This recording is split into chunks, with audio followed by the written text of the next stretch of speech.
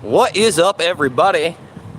It is just a gorgeous day outside today, and trying to get a little normalcy, trying to get a little vitamin D, boost that immune system, right? Feel good, feel a little bit free, but you know, we're on one of the side streets. It's normally pretty abandoned. We just left Main Street.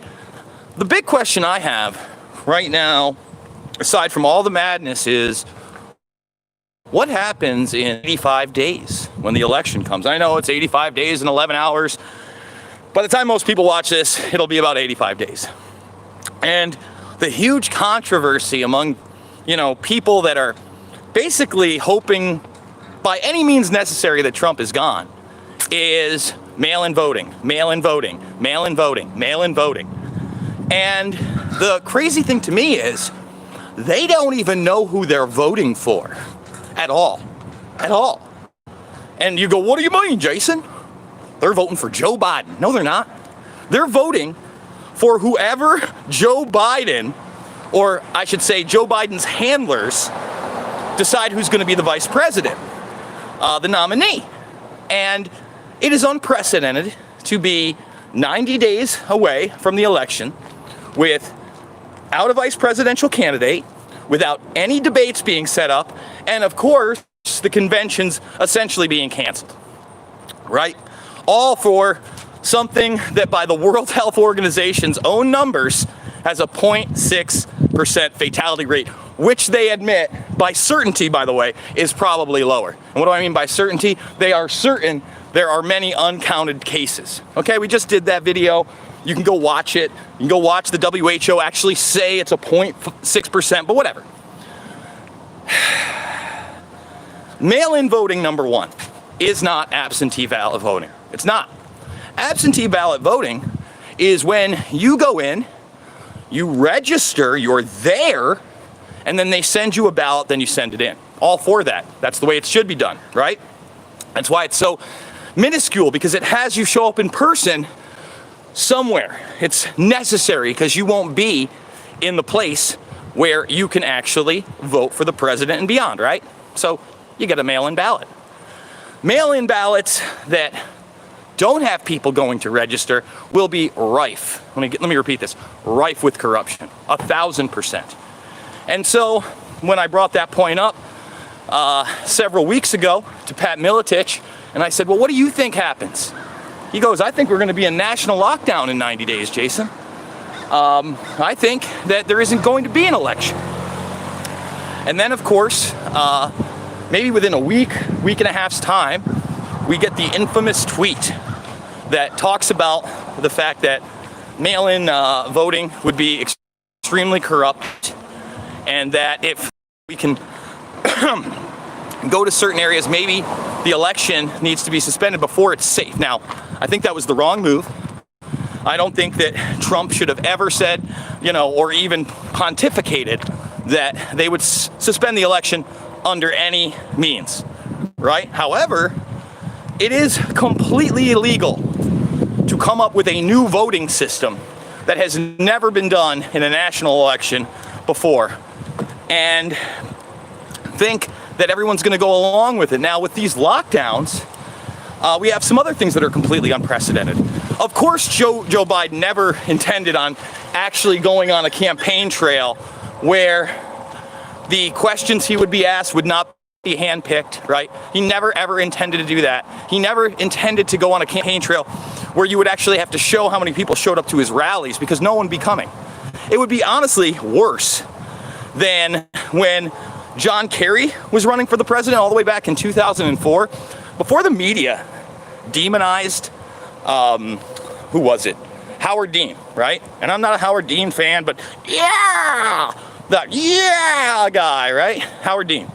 Before they did that, in the primaries, nobody was at a John Kerry rally. 25 people? Go look at those old primary rallies of John Kerry. Nobody. You'd have a similar effect with the Biden campaign.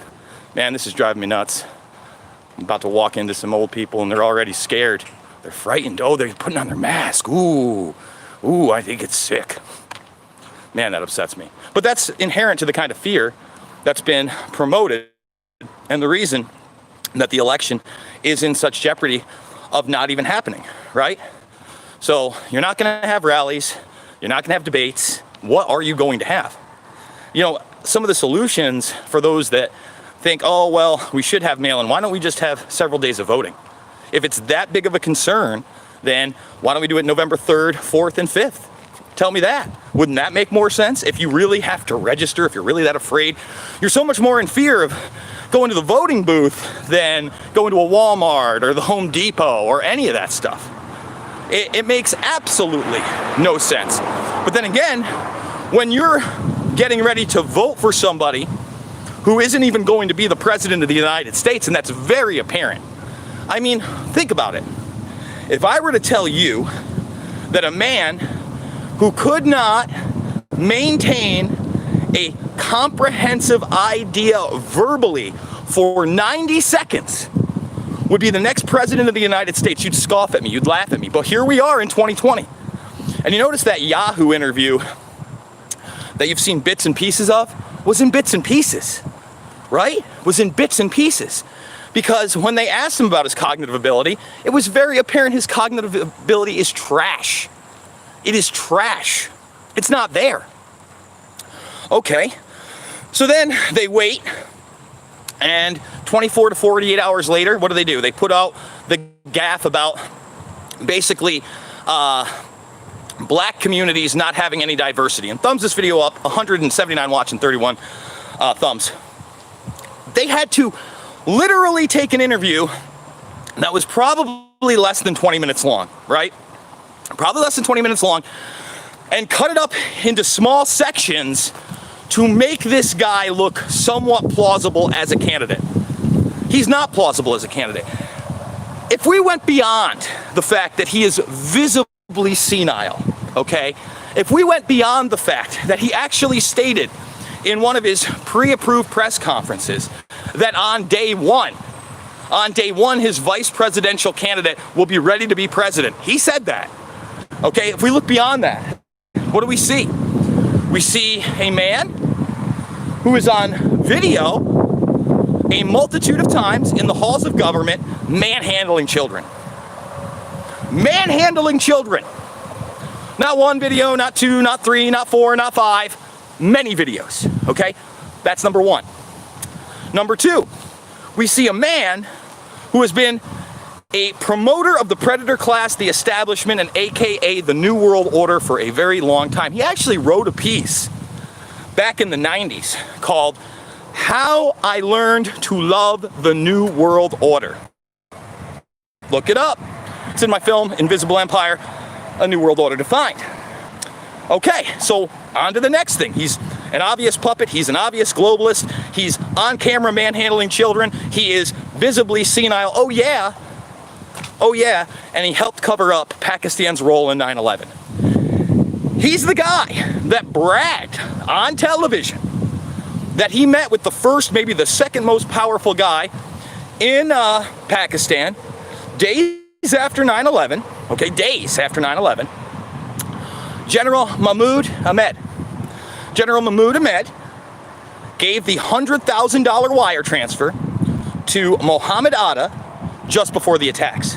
And that was facilitated through a guy named Omar Saeed Sheikh.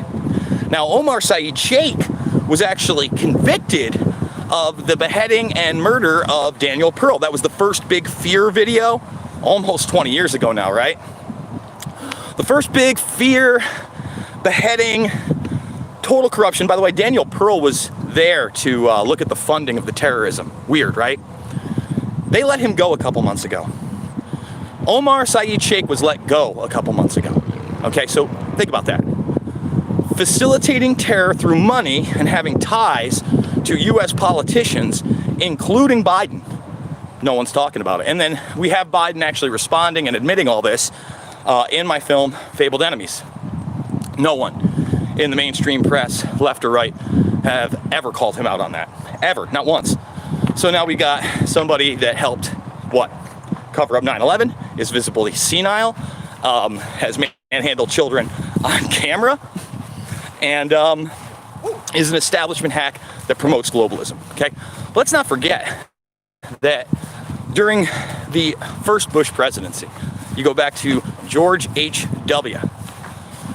When he was picking his attorney general, and that was the youngest attorney general of all time, Barr, okay, the guy who's in right now, that guy, Joe Biden stood up in front of all of the Senate, okay, and in the confirmation hearings, not only praised Bill Barr, but they didn't even have a real vote. They didn't even have a real vote. They had a yeas and nays. Think about that. This guy has and always will go with the establishment quota. What is even more frightening is that on top of all of those things, he is on video bragging and laughing about withholding $1 billion from who? Oh, I get it. From the Ukraine until what? They fired a prosecutor that happened to be investigating his son. And if you watch that as he sits next to Richard Haass, okay, the head of the CFR, and they're all laughing about it, he talks about how they had a pre-arrangement that the guy was already supposed to be fired before he showed up in the Ukraine. Then, when he talks to the prime minister, he says, well, I'll be on a plane in about 4 hours. Make your decision. And, oh, guess what? They fired the son of a bitch. And somehow the media spun that when Trump wanted to have that investigated into impeaching him.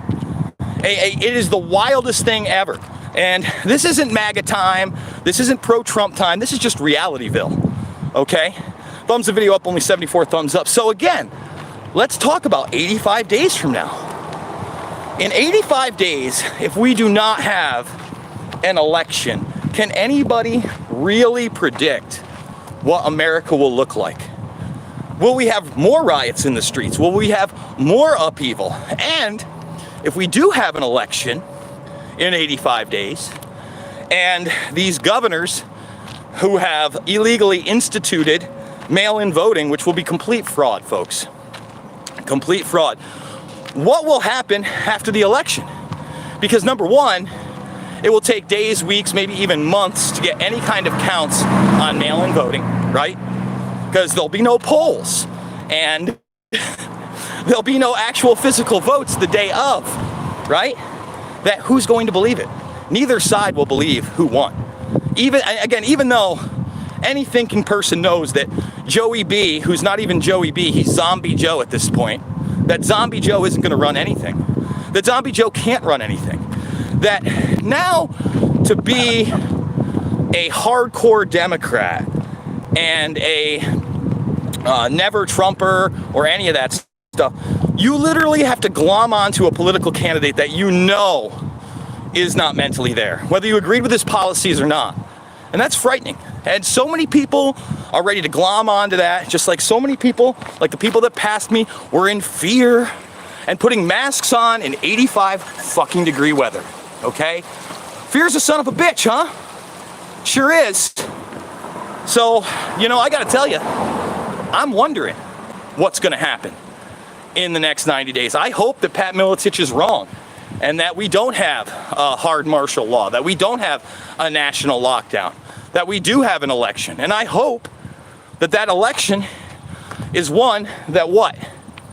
Takes place in a manner where people actually have to go in and vote. Not a new mail-in voting system that absolutely 1,000% will be rife with fraud. Okay? And that's one thing I can agree with Bill Barr on, right? I've done those videos. No fan of Bill Barr over here, but when he talks about the constitutionality of mail-in voting and the possibility for mass corruption on it, he's right. He's right. And that's the other thing. You have to look at all these things from real angles, right? Not just team baseball. Team baseball is for baseball. It is for football. It is for soccer, hockey. That is where you root for your team. Basketball, okay? Not real life politics that have real life impacts on you and yours. Because again, guys, we're living it right now. We're living in a medical martial law. We're living in a real tyranny. We're living in a soft martial law where they can just shut down businesses. We're living in a soft martial law where they can mandate masks, restrict movement, quarantine people. and demonize those that dare go against the grain. So fight back against this transhumanist agenda. It's not about left or right. It is about right and wrong every single time. Thumbs the video up, subscribe, and share. The GoFundMe link is down below. $5, $10, $15. It means the world to me. I absolutely love you guys, and I'll see you on the flip side.